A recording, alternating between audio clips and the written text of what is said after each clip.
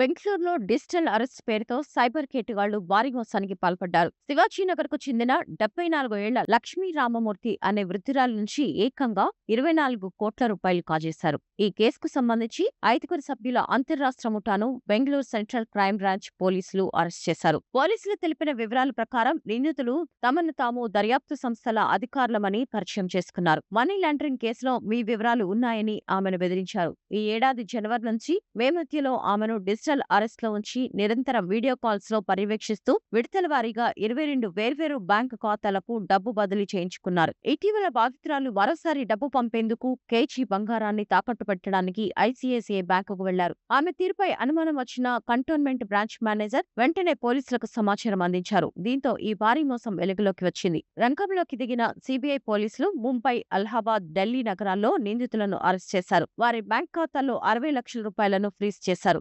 బాధితురాలికి ఇటీవల ఆస్తి అమ్మకం ద్వారా భారీగా డబ్బు వచ్చినట్లు తెలుసుకుని నిందితులు లక్ష్యంగా చేసుకున్నట్లు ప్రాథమిక విచారణలో తేలింది. మిగిలిన డబ్బు రికవరీ కోసం దర్యాప్తు కొనసాగిస్తున్నట్లు పోలీసులు తెలిపారు.